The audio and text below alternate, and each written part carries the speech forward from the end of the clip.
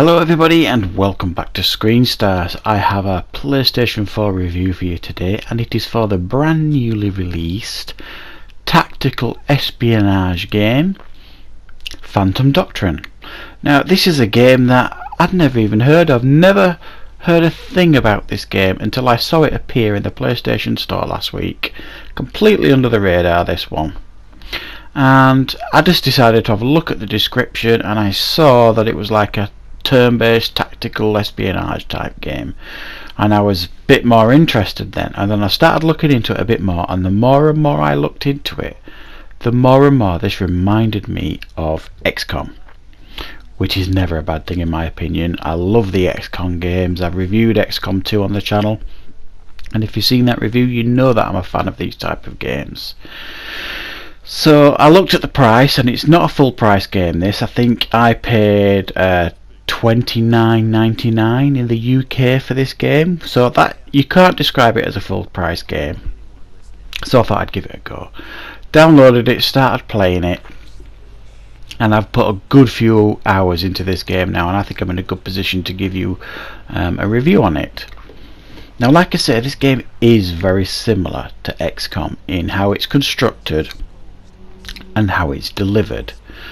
And basically it's set in the 1980s during the Cold War, and you are a team of spies. Basically you get to create your own character at the beginning, and then you are like injected into this espionage 1980s spy world, and you've got a team of spies, and you've got your own base, and you have to basically head out onto missions with your team.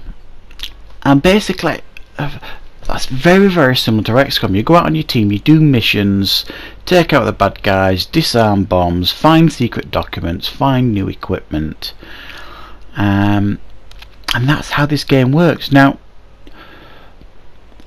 what I will say about this game in regards to certainly the first negative is the look of the game. It's certainly a level down from XCOM. I think that's fair to say. The graphics in the game are not what you would call AAA standard by any stretch of the imagination, but they are serviceable for sure, and I don't think it ruins the game, and there are aspects of it that I think work pretty well in regards to the graphics.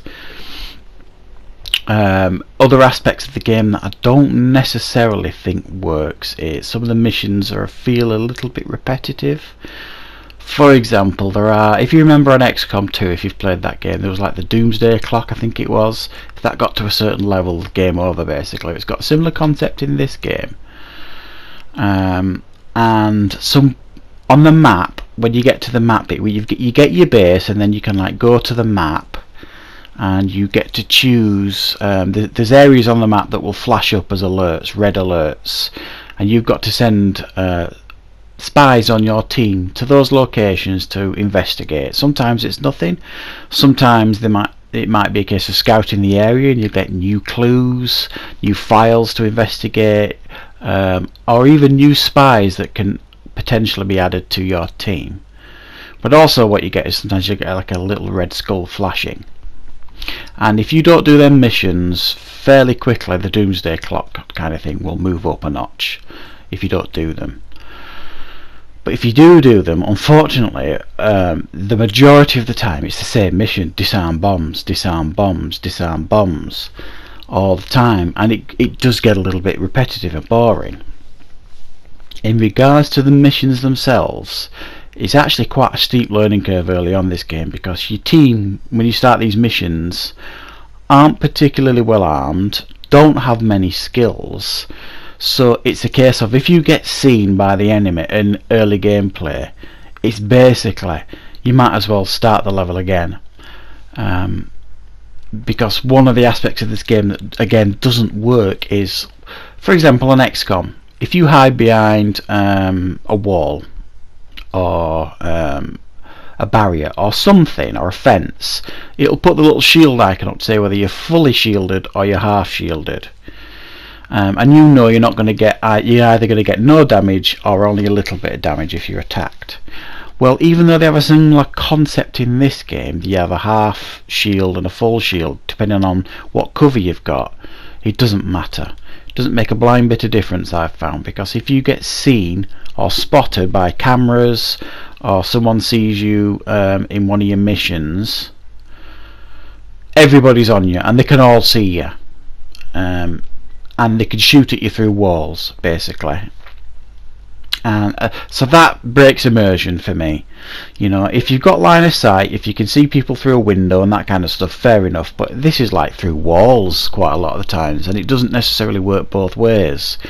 They might be able to do it, but you can't always do it yourself. So to me, I think that needs sorting out, I think, with a patch, because it's pointless having the two shield icons, because you think you're in full cover and then something will happen, you'll get seen, and then you might as well not be in cover at all. But the actual gameplay, it's fun. It's very much like XCOM in the sense of, but it's more like, say, spy based. So you don't want to be seen if you can help it in on majority of the missions. So you find yourself sneaking around and trying to take out the bad guys silently, until it gets to the point where you have no choice but to fight them.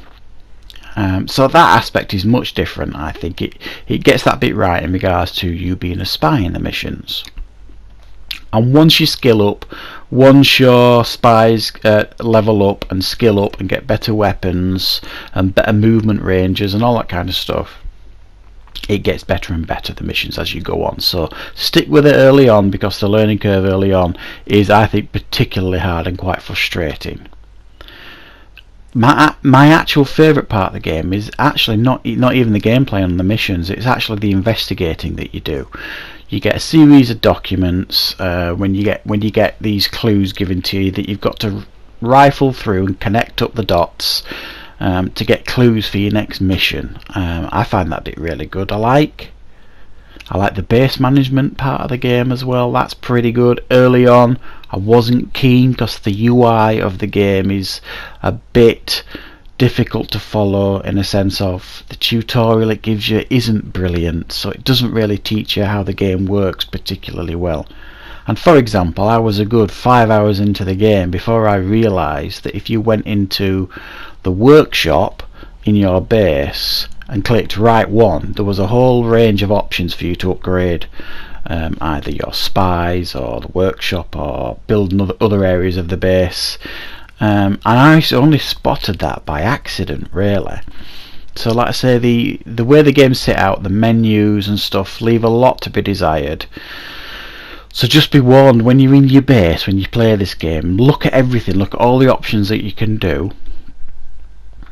You do initially feel a tinge of disappointment, as on XCOM 2 you have the option to customise all the members of your team as to how exactly you want them to look, and you can't do that initially with this game, and you think, oh, this is a bit of a letdown, this.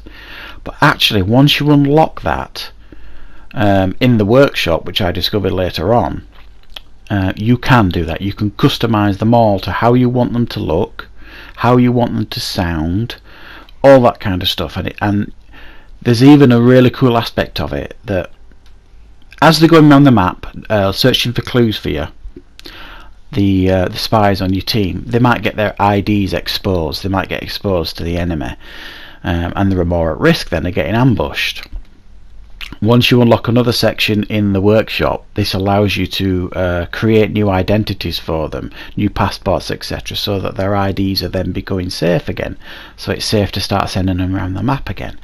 So there's a whole layer of tactical level of this game that the more you play it, the more you unlock, the better it gets. So I do definitely encourage you guys, if you're going to get this game, if you're a fan of XCOM, it's definitely worth buying, but please be warned, it takes a good 5, 6, 7 hours to get into the game and start unlocking things that make it interesting and make it more fun, because the learning curve early on is definitely frustrating, and I was considering leaving the game early on. In fact, I left it for a day or so. I thought, oh, I'll try it again, I'll go back in, I'll persevere, and I'm really glad I did, because I enjoyed the game immensely once I started unlocking these new options within the game. So yeah guys, Phantom Doctrine, where did this game come from? No idea.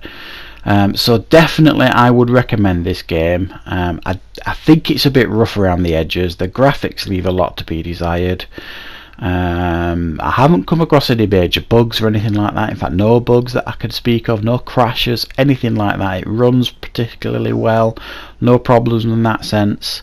It's just there's a few design choices in it that kind of leave a little bit to leave a lot to be desired, and I think they've got the learning curve a bit wrong early on, because it doesn't draw you in, this game, and say to you, play me, and you can't stop playing me like XCOM does. XCOM is massively addictive, and this game early on isn't, so it is in danger of alienating its fans if they're going to play this game. So I will give this a 7 out of 10. It's a really, really good attempt for a first game, so maybe give it a go if you like it, guys.